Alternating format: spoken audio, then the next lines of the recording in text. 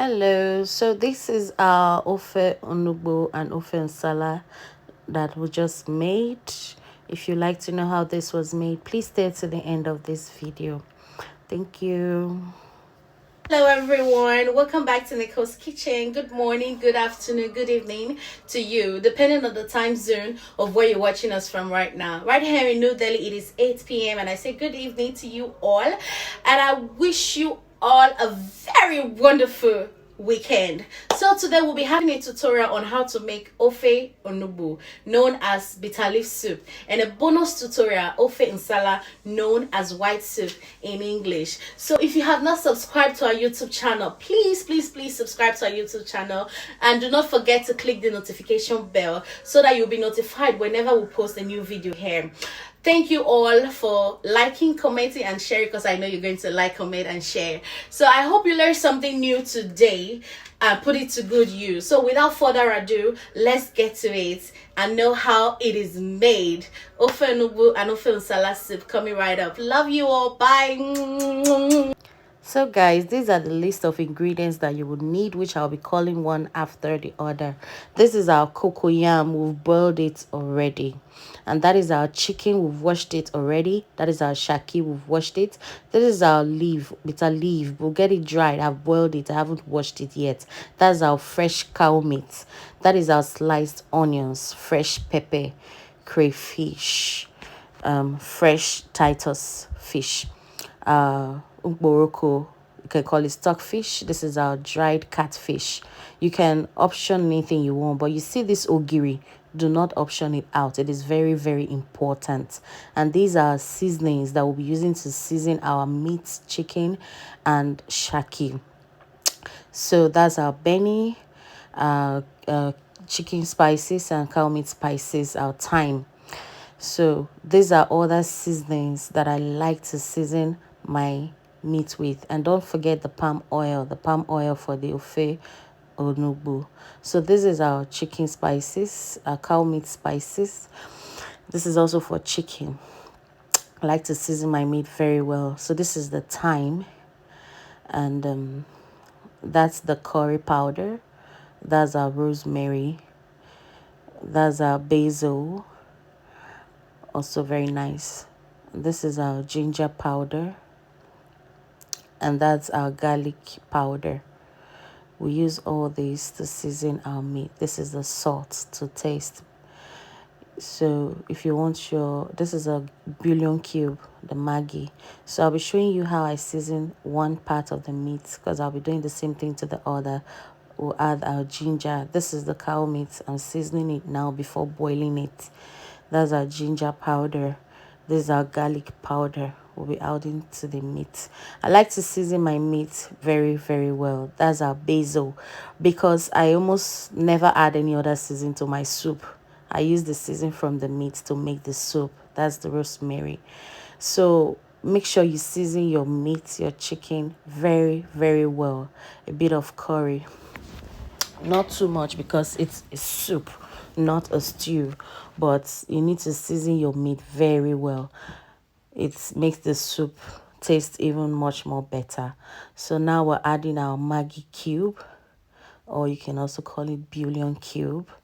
So we'll break and add to our meat. That was a short video. This is the continuation. I actually added 2 Maggi cube to this chicken. This is a 4 kg cow meat. So I added 2. And I like to add spices to my meat because I like that taste. It gives it a little bit of tingle. So I like adding pepper. You can omit it. It's not a must. But personally, I just like adding dried pepper to my meat. It gives it a more better taste to me. So if you don't like pepper, if you don't like spices, do not add pepper to your meat when you're boiling it. So now we'll be adding the beef spices to the beef. After the beef spice, I added 2. Like I said, it's a 4 kg meat, so it's much. If you are making 1 kg or 2, please add 1. You don't need too much seasoning on your soup. I'm making much, that's why I added 2 two sachets. So now I've added my onions to my meat. So I'm going to give that a stir and put in the gas, which I didn't show here. So this is just a fast forwarded video of how I do the same thing to my chicken. Now I'm seasoning the chicken before I boil it. So I'm just adding the seasonings that I did, like I did with the cow meat. So after this, I'll now have to season the shaki as well. Someone will ask, why didn't you just boil them all in a big pot? Why are you boiling them separately? Well, I like to boil my meat individually, because sometimes your cow meat might get cooked faster than your chicken. Sometimes your chicken will get cooked faster. So if you are in a situation where you boil them all together, one will be very soft while the other one will be undercooked. So when you're cooking it separately, you can actually know if one is cooked, you put it off. If the other one is not cooked, you keep on cooking it. But if they are all together, especially the shaki, it will not be very cooked. So I like to boil my meat separately. You can actually boil together if you feel like. So now I'm marinating my fish. This is a fresh fish. So I'll just marinate it and put it aside to marinate properly before I fry it. So while I was marinating the fish, my meat was already cooking. I think it is done here or almost done. No, it's not done yet. So I'm boiling them and they're already on the fire. They're on the gas, they're cooking. While the chicken, the shaki, and the meat cooks, we're going to be washing our bitter leaf. And like I said, here in India, we don't get fresh bitter leaf. We get dried bitter leaf. So I've boiled it for long to make it soft. So now I'm going to start washing it, squeezing it. You squeeze it to foam. So that's our pepper. I blend my pepper with my crayfish. If you want to grind them differently, it's your choice, but I like to blend mine together. So I'll blend that, I put it aside. I'm using the time while my meat is cooking. I'm using the time to do my preparations. So I have boiled the cocoyam, like I said before. Now I'm just peeling it and I'm going to blend it. I won't show when I'm blending it in the video because this thing is very, very stressful, because the power of my blender is not that much. So I'll just peel it and then blend. That is it. I've blended it already in the red bowl. That is it there. So our fish is still marinating. I've blended the pepper. So now I'm washing my bitter leaf. You see how I'm washing it as though I'm washing clothes. That's how you need to wash the bitterness out of the leaf. So it will taste more better. It would actually bring out the bitterness more better when you squeeze it like that. So now I have to wash. I actually did this washing like 5 to 6 different times. After squeezing it, I have to put another water and do it because to avoid sand, because it's a dried bitter leaf, so there is sand.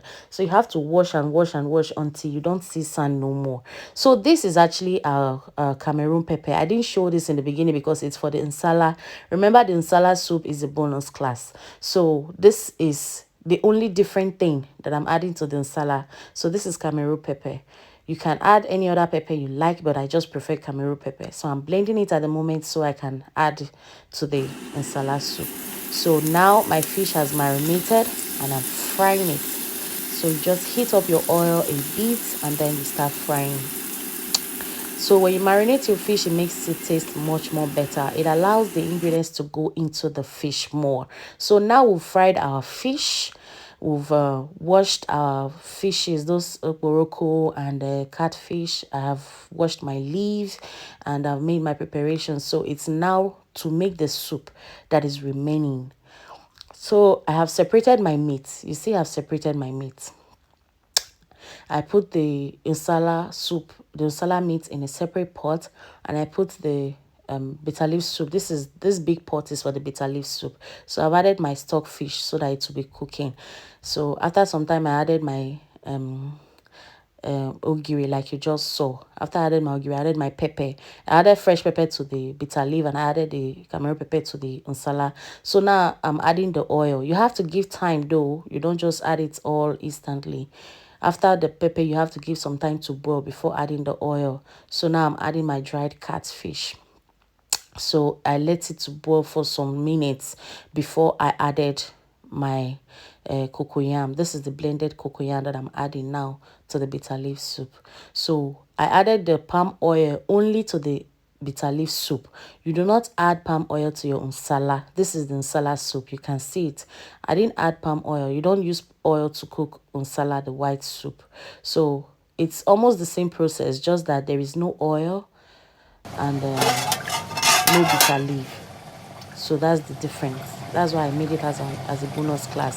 So after adding your cocoyam, you leave it, you cover it, you won't stir it, you just cover it to boil and let the cocoyam melt on its own. See, once the cocoyam melts, you give it a stir. Now you can turn it. You don't turn it when the cocoyam is melting on its own. You just put the cocoyam and leave it to melt on its own. So that's the nsala, and this is our bitter leaf soup that has melted already. So now we're giving it a good stir, and it's almost ready as it is now, but not yet ready because we have not added our bitter leaf yet. So that's how it looks. So now we are adding our bitter leaf to the bitter leaf soup. I didn't add bitter leaf to the nsala. Remember, the nsala is the one in the small pot. And remember, the only difference from bitter leaf and nsala is just oil and bitter leaf. No other difference. So I'm adding the bitter leaf to the nsala. So as I added the pepper to that, as as I added the pepper to the nsala, it is ready. You just test it. If you need salt, if you need extra seasoning, you just add it. Like I said from the beginning, that's why I like seasoning my meat a lot. This is the nsala now. It is ready. Nothing else to add unless you feel like adding anything else. In my case, I felt okay, I should add a little bit of salt. And that is all. I don't season my soup, and it tastes very, very nice. You understand? So this is the dried fish. I'm just adding. It's dried already, so you don't have to put it when the soup is cooking because it will scatter. So that is it. So this is my soup and it is ready. If you feel like adding salt, you add. If you feel like adding extra pepper, you add. If you feel like adding maggi, you add. But I've seasoned my meat enough that it carries the weight of the soup. So this is the soup. We're turning it and giving it a good stir so the bitter leaf will go round. So after this, we're going to cover it and allow it to cook for some time. You understand? So when you allow it to cook for some time, so the bitter leaf will wash into the soup properly. You see, I'm adding my fried fish last because it's a fresh fish. If you don't allow it, if you add it first, it will scatter before the soup is ready. So here I'm trying to show you how to know when your bitter leaf soup is ready. You see those cords, as if you make pap. Once it starts having those things on top, then you know that the soup is ready. If it doesn't have those things, just know it's not ready. So this is the final look of the bitter leaf soup, and this is my wheat that I made that is so succulent and sumptuous. My God, if you taste the smoothness of that wheat, I think I have to make a class on how to make this wheat like this because it's it complements the soup so much. God, this soup was so sweet. As in you're going to love it. Just give it a try. Give it a try and you'll come and thank me later. Just see. Oh my goodness. Tell me you're not salivating right now. You are salivating. This bitter leaf soup is one in town. You can actually add anything you want. You add extra. You can add prawn. Sometimes I used to add prawn. You can add other type of seafood to it if you wish. But this is how I like to make mine, and I've dished them into the plates. We'll allow it to cool for some hours and then we'll put it in the fridge. Thank you. I hope you've learned something today. Bye.